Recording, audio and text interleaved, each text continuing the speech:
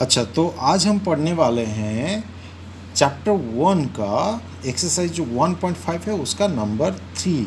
ये देखने से थोड़ा अजीब लगता है क्वेश्चन। ये क्वेश्चन क्या है कि recall pi is defined as the ratio of the circumference से C circumference of a circle to its diameter से D, that is pi equal to C by D. मतलब क्या है कि वो बोल रहा है कि जो पाए है इसको हम कोई भी, ये सर्कल है, ये सर्कल का ये है, सोचो डायमीटर, ये सेंटर है तो ये हो गया उसका डायमीटर। अब सर्कम्फरेंस मतलब जो जो दूसरे रेक्टेंगल, जो स्क्वायर, ये सब जो है उसका हम क्या निकालते थे, पेरीमीटर निकालते थे ना, जो साइड सब है उसको मिला के इसका क्या निकालते हैं, इसका जो पेरीमीटर को हम बोलते हैं सर्कम्फरेंस, ठीक है, बॉर्डर को। और ये सर्कम्फरेंस जितना लेंथ का है उसको अगर हम डायमीटर से, उसी सर्कल का डायमीटर से डिवाइड कर दें तो निकलता है कितना, पाई निकलता है। अच्छा, तो पाई जो है वो इरेशनल नंबर है, हमको पता है कि ये तो नॉन रिपीटिंग नॉन टर्मिनेटिंग है। मतलब ये होता है ना, पाई का वैल्यू 3.14159 ऐसे कुछ है, ये कॉन्टीन्यूस चलता जा रहा है। लेकिन माने देखने वाली बात ये है कि ये कहीं पर भी रिपीट नहीं हो रहा है, ठीक है, ये कहीं पर भी रिपीट नहीं हो रहा है, ठीक है, ये कॉन्टीन्यूस ऐसे ही चलता जा रहा है, ठीक। तो अब ऐसे में अगर बोला जाए, हमको पता है कि तो ये इरेशनल नंबर है, इरेशनल नंबर को पी बाई क्यू फॉर्म में, मतलब ये सी बाई डी फॉर्म में तो लिखा नहीं जा सकता। लेकिन इधर दिया हुआ है pi equal to c by d, मतलब पी बाई क्यू फॉर्म हो गया ना, फ्रैक्शन हो गया। तो ये कॉन्ट्राडिक्ट हो रहा है कि वो बोला कि पाई इरेशनल नंबर है और बोला है pi equal to c by d हो रहा है, मतलब वो पी बाई क्यू फॉर्म में भी आ रहा है। इसीलिए वो बोला है कि इसको आप कैसे प्रूव करोगे कि ये जो स्टेटमेंट है ये गलत है बोल के, ठीक है। तो हमने देखा कि पाई जो है इरेशनल नंबर है, ठीक है।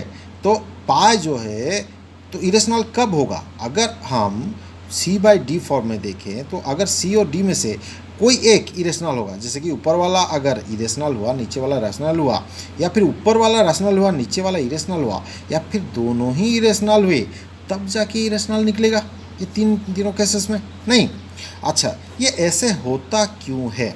तो सी बाई डी हम जो लेते हैं ना मेजरमेंट, सब मेजरमेंट असल में हम अप्रोक्सीमेट लेते हैं। क्या लेते हैं कि देखो, जैसे कि ये लाइन हमने ले लिया, इसका लेंथ कितना है, हम बोलेंगे 5 cm है, लेकिन ये गलत हो सकता है।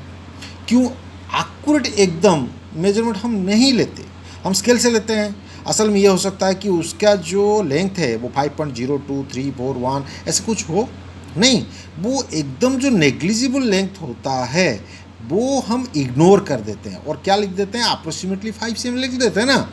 तो इस तरह से देखा जाए तो सी और डी ये दोनों में से कोई एक कम से कम इरेशनल होगा, या फिर दोनों ही इरेशनल हो सकते हैं। इससे होगा ये कि जो पाई है, पाई का वैल्यू इरेशनल निकलेगा। ये खाली समझाने के लिए है, इसको आप लिखोगे कैसे, मैंने लिख दिया है क्योंकि मुझे वीडियो में कम टाइम का करना है ताकि अपलोड में मुझे इजी हो, ठीक है। हम लिखेंगे pi equal to c by d, c and d are rational, हम पकड़ लेते हैं, लेट सी और डी जो दोनों ही रैशनल है, लेकिन पाई दिया हुआ है इक्वल टू इरेशनल, ठीक है। पाई तो हमको पता है, पहले से ही पता है कि पाई एक इरेशनल नंबर है, जैसे कि √2 है वैसा। सो सी बाई डी इक्वल टू ये इरेशनल ही होगा। सी और डी, सी बाई डी अगर इरेशनल हुआ, इसका मतलब ये हुआ कि सी और डी जो हमने दोनों रैशनल पकड़ा है पहले से, ये गलत है, नहीं। तो दिस सिंप्लाइज, ये कौन कैसे इसमें ये सी बाई डी इरेशनल होगा, जब ऊपर वाला इरेशनल होगा बाय नीचे वाला रैशनल होगा, या फिर नीचे वाला ऊपर वाला रैशनल और नीचे वाला इरेशनल होगा, या फिर ये जो दोनों ही इरेशनल होंगे तब जाके ये इरेशनल निकलेगा, ठीक है। तो ऐसे लिखना है, इट मीन्स आइदर सी और D R irrational, so irrational number, so this is no contradiction. Remember that when we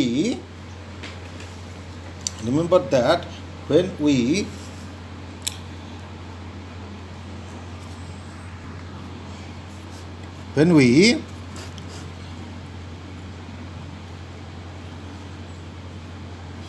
measure any length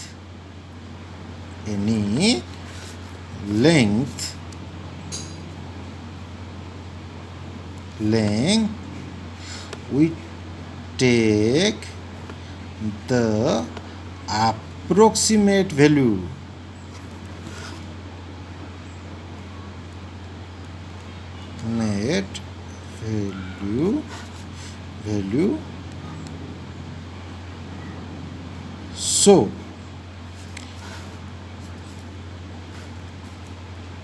so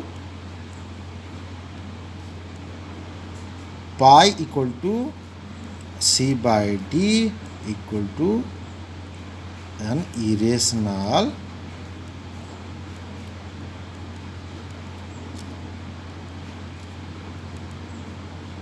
number. ठीक है, ये हो गया आपका क्वेश्चन का आंसर। फिर से आप इसको देख लो, इसका स्क्रीनशॉट भी आप ले सकते हो और इसको ऐसे लिख लो। ठीक है।